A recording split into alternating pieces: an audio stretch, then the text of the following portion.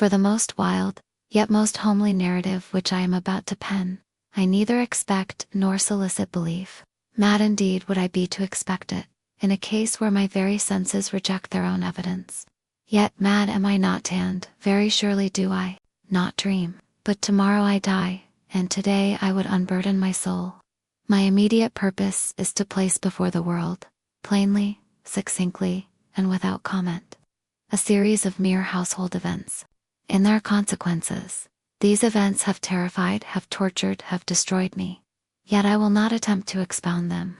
To me, they have presented little but horror to many. They will seem less terrible than books, hereafter perhaps. Some intellect may be found which will reduce my phantasm to the commonplace, some intellect more calm, more logical, and far less excitable than my own, which will perceive, in the circumstances I detail with awe, nothing more than an ordinary succession of very natural causes and effects. From my infancy I was noted for the docility and humanity of my disposition. My tenderness of heart was even so conspicuous as to make me the jest of my companions. I was especially fond of animals, and was indulged by my parents with a great variety of pets. With these I spent most of my time, and never was so happy as when feeding and caressing them. This peculiarity of character grew with my growth, and, in my manhood, I derived from it one of my principal sources of pleasure. To those who have cherished an affection for a faithful and sagacious dog, I need hardly be at the trouble of explaining the nature or the intensity of the gratification thus derivable. There is something in the unselfish and self-sacrificing love of a brute, which goes directly to the heart of him who has had frequent occasion to test the paltry friendship and gossamer fidelity of mere man. I married early, and was happy to find in my wife a disposition not uncongenial with my own. Observing my partiality for domestic pets, she lost no opportunity of procuring those of the most agreeable kind. We had birds, goldfish, a fine dog, rabbits, a small monkey, and a cat. This latter was a remarkably large and beautiful animal, entirely black, and sagacious to an astonishing degree. In speaking of his intelligence, my wife, who at heart was not a little tinctured with superstition, made frequent allusion to the ancient popular notion, which regarded all black cats as witches in disguise. Not that she was ever serious upon this point, and I mention the matter at all, for no better reason than that it happens just now to be remembered. Pluto, this was the cat's name, was my favorite pet and playmate. I alone fed him, and he attended me wherever I went about the house. It was even with difficulty that I could prevent him from following me through the streets. Our friendship lasted, in this manner, for several years, during which my general temperament and character, through the instrumentality of the fiend intemperance, had experienced a radical alteration for the worse. I grew, day by day, more moody, more irritable, more regardless of the feelings of others. I suffered myself to use intemperate language to my wife. At length I even offered her personal violence. My pets, of course, were made to feel the change in my disposition. I not only neglected, but elused them. For Pluto, however, I still retained sufficient regard to restrain me from maltreating him, as I made no scruple of maltreating the rabbits, the monkey, or even the dog, when by accident, or through affection, they came in my way. But my disease grew upon me, for what disease is like alcohol? And at length even Pluto, who was now becoming old, and consequently somewhat peevish, even Pluto began to experience the effects of my ill temper. One night, returning home, much intoxicated, from one of my haunts about town, I fancied that the cat avoided my presence. I seized him, when, in his fright at my violence, he inflicted a slight wound upon my hand with his teeth. The fury of a demon instantly possessed me. I knew myself no longer. My original soul seemed, at once, to take its flight from my body, and a more than fiendish malevolence, nurtured, thrilled every fiber of my frame. I took from my waistcoat pocket a penknife, opened it, grasped the poor beast by the throat, and deliberately cut one of its eyes from the socket. I blush, I burn, I shudder, while I pen the damnable atrocity. When reason returned with the morning wind, I had slept off the fumes of the night's debauch, experienced a sentiment half of horror, half of remorse, for the crime of which I had been guilty. But it was, at best, a feeble and equivocal feeling, and the soul remained untouched. I again plunged into excess, and soon drowned in wine all memory of the deed. In the meantime, the cat slowly recovered, the socket of the lost eye presented. It is true, a frightful appearance, but he no longer appeared to suffer any pain. He went about the house as usual, but, as might be expected, fled in extreme terror at my approach.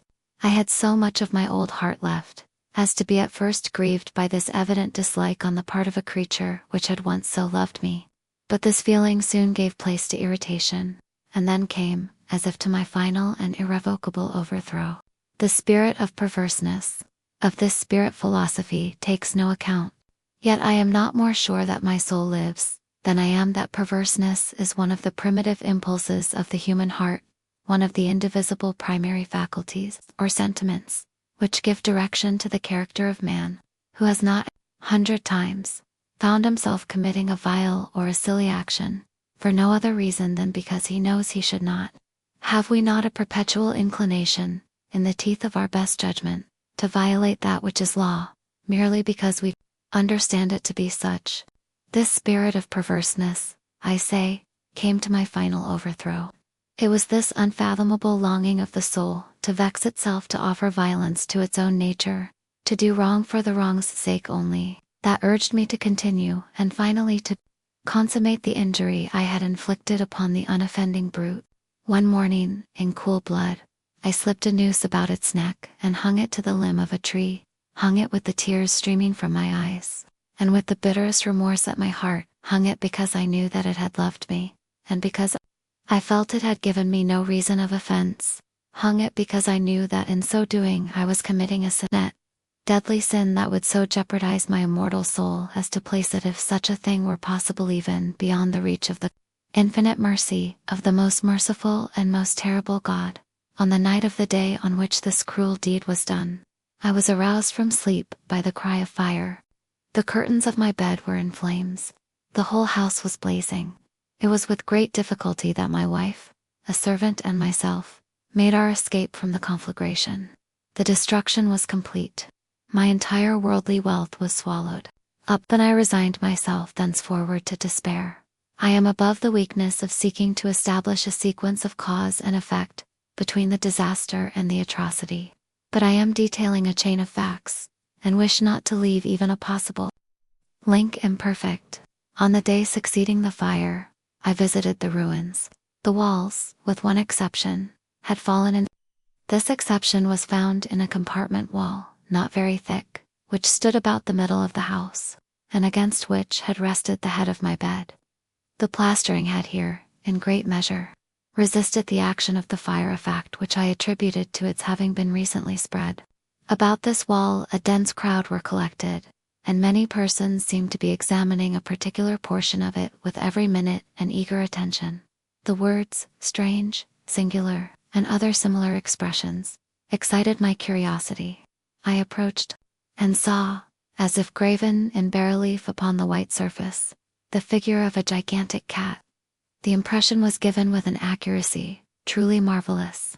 There was a rope about the animal's neck when I first beheld this apparition, for I could scarcely regard it as less. My wonder and my terror were extreme. But at length reflection came to my aid. The cat, I remembered, had been hung in a garden adjacent to the house.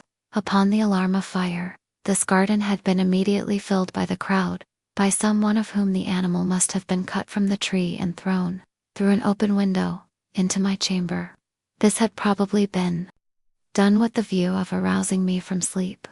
The falling of other walls had compressed the victim of my cruelty into the substance of the freshly spread plaster, the lime of which, with the flames and the ammonia from the carcass, had then accomplished the portraiture as I saw it, although I thus readily accounted to my reason, if not altogether to my conscience, for the startling fact just detailed. It did not the less fail to make a deep impression upon my fancy. For months I could not rid myself of the phantasm of the cat, and, during this period, there came back into my spirit a half-sentiment that seemed, but was not, remorse.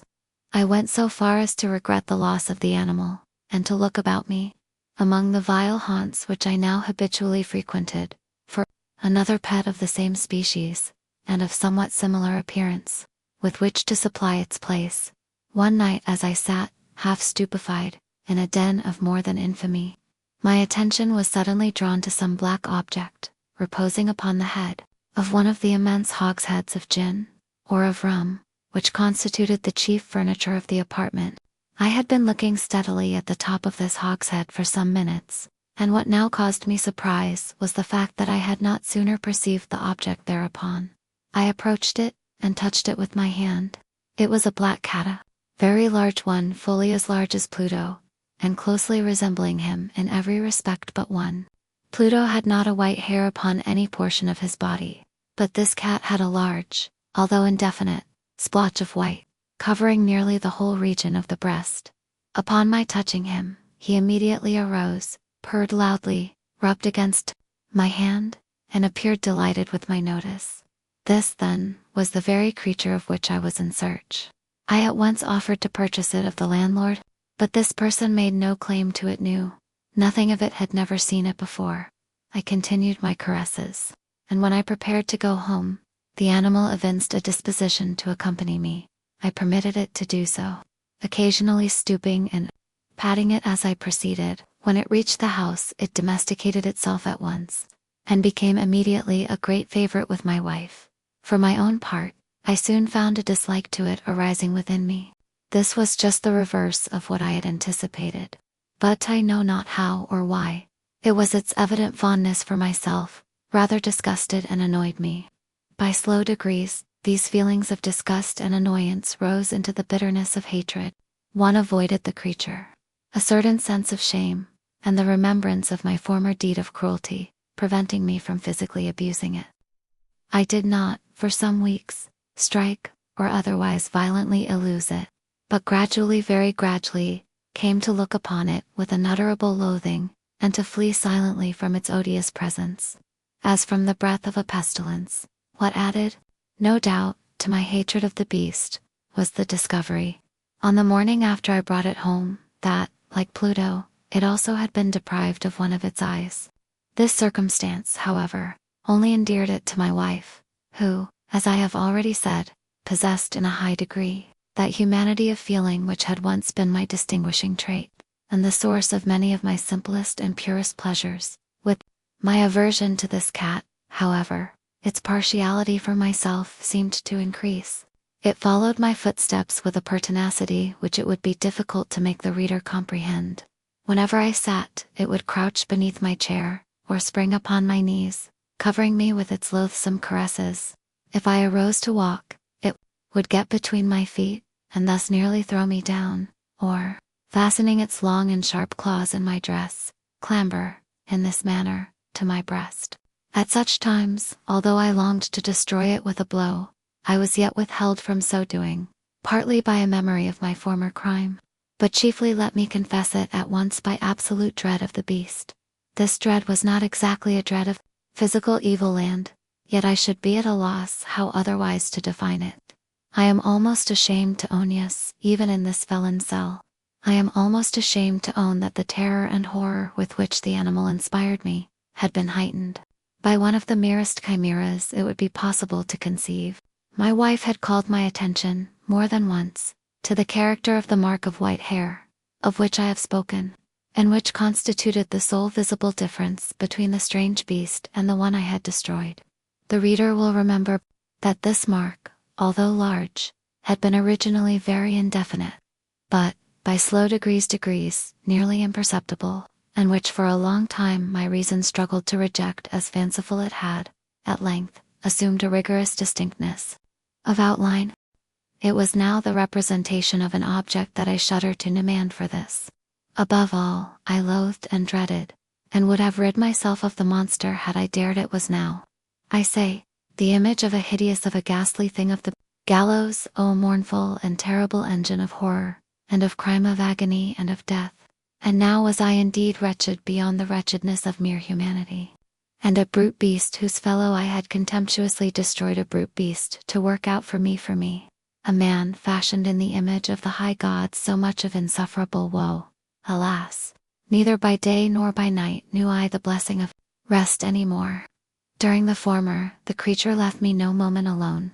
And, in the latter, I started hourly, from dreams of unutterable fear, to find the hot breath of the thing upon my face, and its vast weight an incarnate nightmare that I had no power to shake off incumbent eternally upon my heart. Beneath the pressure of torments such as these, the feeble remnant of the good within me succumbed.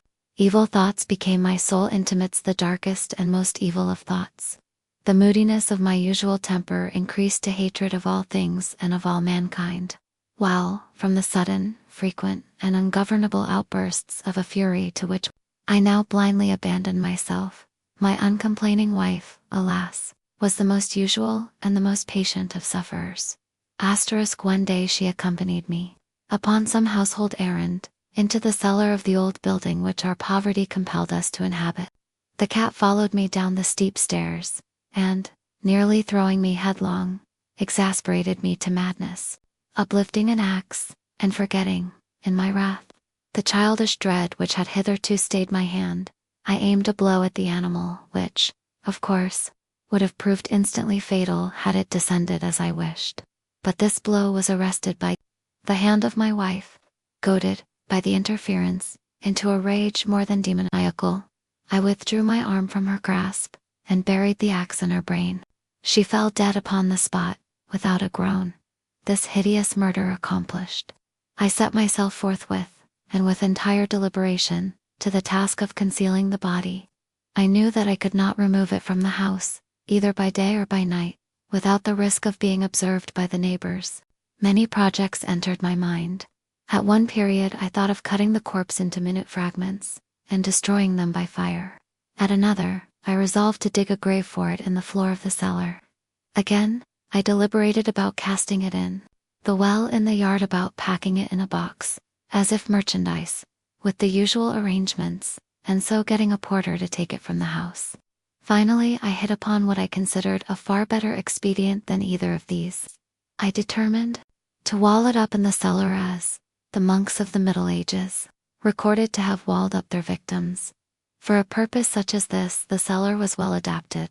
Its walls were loosely constructed, and had lately been plastered throughout with a rough plaster, which the dampness of the atmosphere had prevented from hardening. Moreover, in one of the walls was a projection, caused by a false chimney, or fireplace, that had been filled up, and made to resemble the rest of the cellar. I made no doubt that I could readily displace the bricks at this point, insert the corpse, and wall the whole up as before, so that no eye could detect anything suspicious. And in this calculation I was not deceived.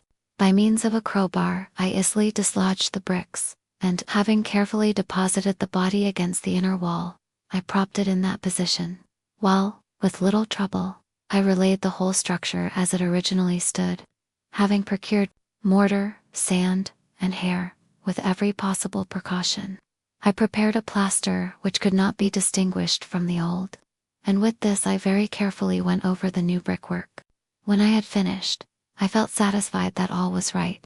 The wall did not present the slightest appearance of having been disturbed. The rubbish on the floor was picked up with the minutest care. I looked around triumphantly, and said to myself, here at least, then, my labor has not been in vain.